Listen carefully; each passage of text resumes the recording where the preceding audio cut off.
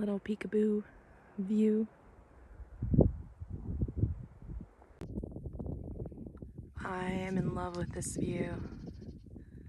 It's a little hazy out there, but it's so beautiful.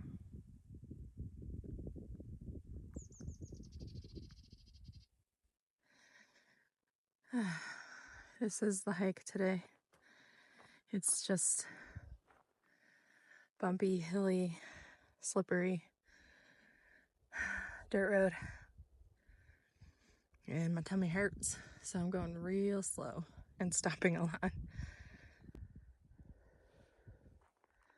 I've come out into this beautiful little, I don't know, what do you call this? Prairie? No, I can't think of the word.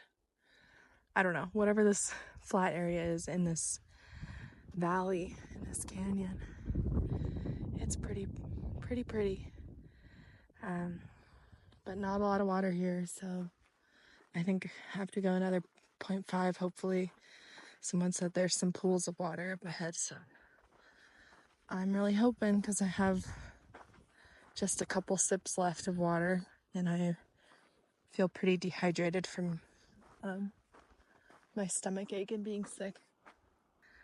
Look at those boulders. Holy moly.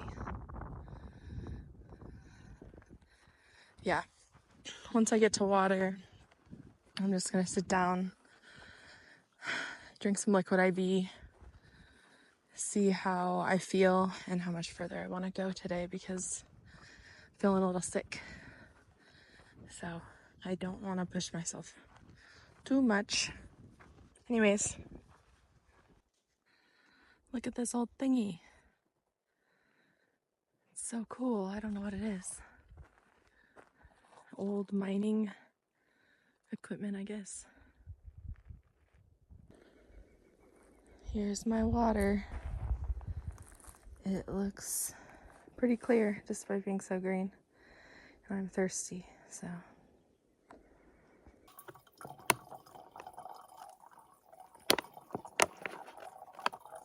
The amount of people who make fun of me for using a Sawyer bag. It's actually pretty low, but I know I can get a CNOC bag and it'd be a lot faster, but I also have this bag and I don't want to waste it, and maybe when it breaks I'll get a CNOC, but I'm just gonna use it because it came with the fucking filter. Also, men mansplaining water filters to me. Just don't need it in my life. Don't need it.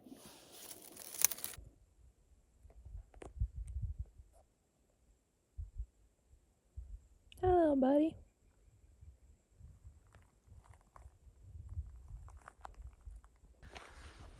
Look at this creepy old cabin.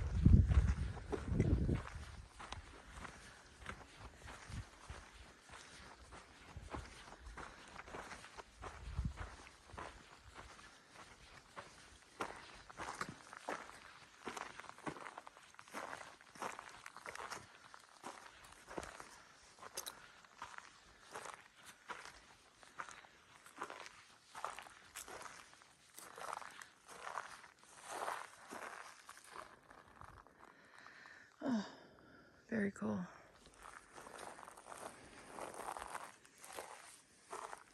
It's very hot today. I'm sweating so bad, and these little flies keep zipping in my face. And it's driving me nutso. Ooh, there's something over here too. Oh my god. Don't know what that is. An engine of some sort? This looks like a propeller or something.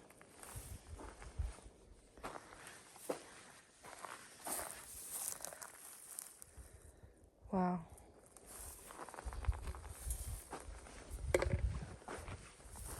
Alright, I'm not sure which way to go. Time to pull out the map again. I'm guessing it's probably up, but I do not know.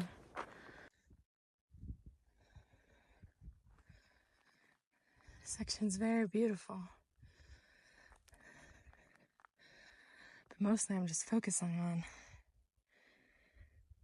well, it's not hard, but it's getting me winded a little bit, so I'm just like hoofing it and focusing on that. But I do need to practice being more present in my surroundings, because that's why I'm out here, and it's gorgeous.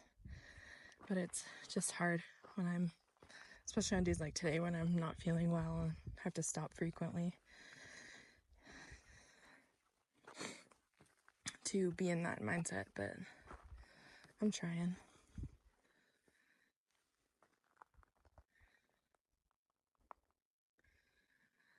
I think we'll hit more of the Gila with actual water in it tomorrow after looking at the map.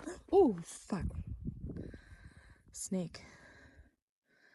I almost stepped on that bed. Oh, that scared me. He's cute though, little, I don't know what kind of snake. He looks like a kind of a gardener snake. Oh, right in the middle of the trail. All right, my first snake live on camera. How cool. And I'm following some footprints I recognize, so I'm going the right way, even though there's not really a trail. Ooh, it would be so lovely to camp up here in that little nook. But I need to get more water, so I need to go about another mile, and hopefully there's water. Wow, these formations are just incredible though. This is such a pretty spot. All right, back to hiking. I just turned the corner and there's another spectacular view. So forested. And then just pops of all these rounded rock formations, and even up there.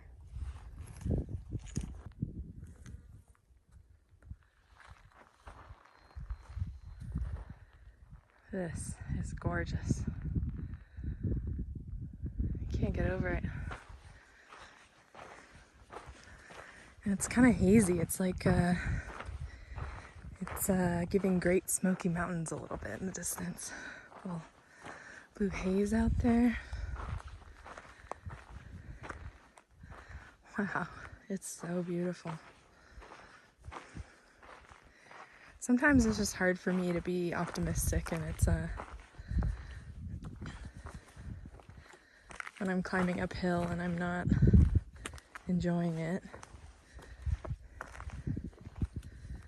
because I'm not in the best shape, I get frustrated, and I need to remember it's for this. This is what it's for. It's these beautiful moments. God, all those trees are just so pretty. All right, I can't lollygag too much longer. I have to keep going. Look at that cool gate. And this cool sign. I love it. Hello, it's about 7:30 or so, I think. The sun is just about set. I think for day 13 I did about 14 miles. It was a weird day. I started off at Silver City this morning at my hotel. My tummy really hurt, just like in Lordsburg, and maybe a little worse actually this time. And so I kind of stayed in the hotel till about 9:45 and then hit the trail. And the Walnut Creek Alternate, it's a brown line from Silver City out to, connects to the Gila Alternate, the pink line. I took that, and it walks through just about 7 miles, I think, of town and then residential area. And right when I was in the residential area, where there's no bathrooms, there's nowhere to hop off trail and go to a bathroom, my tumbly was grumbly, so I was panicking, thinking about, like, what happens if I crap my pants?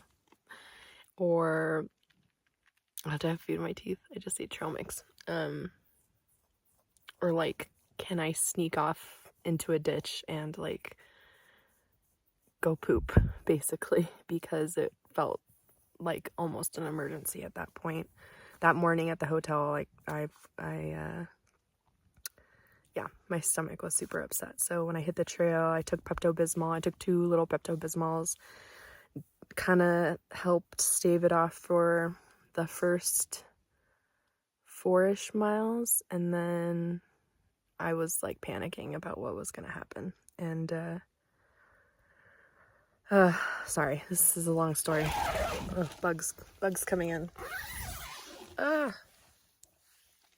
Ew. It's a big fly. I don't know if you can see it. Ugh. I don't know what the fuck that is. Okay, back to my story. Okay, long story short. So right when I was, like, starting to panic about where I was going to go to the bathroom in this residential area to connect me to the trail, a lady stops in her car and offers me a ride. And I really didn't want to take it because I wanted to keep a continuous footpath. That was my original intention for this hike. But with the way I was feeling, I knew if I could get to the trailhead sooner, I could dig a cat hole sooner. So I accepted. So she drove me about 5-ish miles, a little less than 5 miles, up to the actual trailhead, where the red line basically connects the pink line. All the lines meet to start the Gila Alternate. So I had some guilt about that, but it was perfect timing. And she was a trail angel. She hosts hikers at her house, and she actually just drove. She was telling me she just drove 2 groups of guys before me. That's how she saw me. She was coming back from driving 2 other groups up to the trailhead. So knowing that other people did it and knowing that I was sick and still am sick helps me feel a little bit better about making that decision. And the guys that were in front of me in this last section between Lordsburg and Silver City, the ones that I thought were cows a while ago, they took a ride, which I'm not judging, but it just makes me feel better that other people are doing that. And I don't intend to do that again, miss any steps on trail, but I was able to go dig a cat hole when I got on trail and feel better. So that's been my day. I'm covered in dirt. It's like peeling off of my face. Salt, probably, actually. Ugh. It's really hot, so I was sweating a ton. Like, I could feel sweat just dripping down my face, like, really bad. Okay, next story. Started the Gila Alternate today. I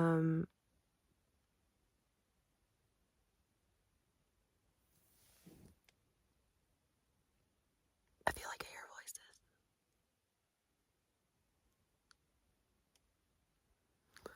I think the boys might be just ahead of me.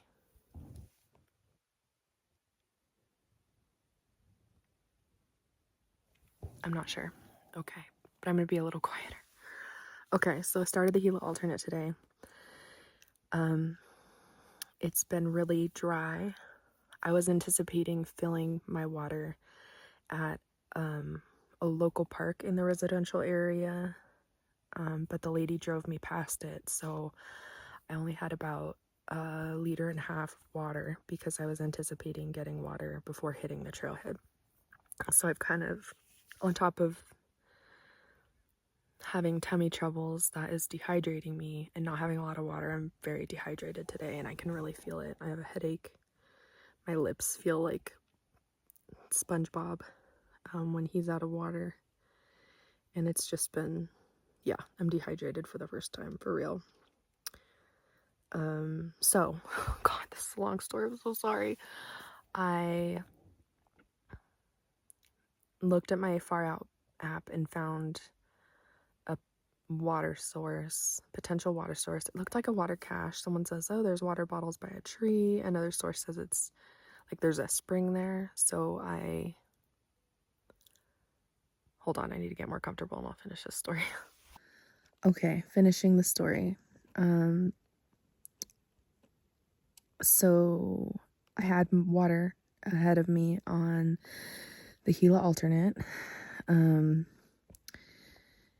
The riverbeds are really dry in New Mexico, so I have to be kind of careful about stopping for water when there is water. I found some, and you'll probably see that clip in here of that water. It was really good, actually. And then there was another one close to where I wanted to camp for the night. When I got closer to that second one, I was just about out of water because I don't want to carry too much, and I knew that water was ahead. And I'm approaching the area. I'm about 0.2 or 0.4 miles away from it, according to the map. And I'm following all these cairns and not really looking at the map because it's like such a wide open, rocky space. And there's so many cairns. I'm just like, oh, this is great. I don't need to look at the map. And then all of a sudden, like, it's definitely been like 0.4 miles and I haven't seen the turnoff for the water source. And I look at my map and I'm way off course, but I've been following these cairns the whole time. And it looks like I've gone not only past the water, but then like in a circle after that. And I finally, like, after a little bit of crying, not a lot, just like frustration, tiredness, tears, I find my way back to water, or I find my way to where the water source says, which also is the home to apparently what's called in Far Out a hermit named Doug. And he has like this fence built. I'm assuming it's him, like out of just, you know, fallen branches. And I feel like he made cairns to push people away from his living space, his house, and the water source, the spring, because I totally followed the cairns and got lost and was way off the official trail. And I was like a little creeped out because when I navigated my way back to the spring on the map, it was clearly where he lived. And all the comments about him on Far Out are really nice, that he's a nice guy. If you get to talk to him, he's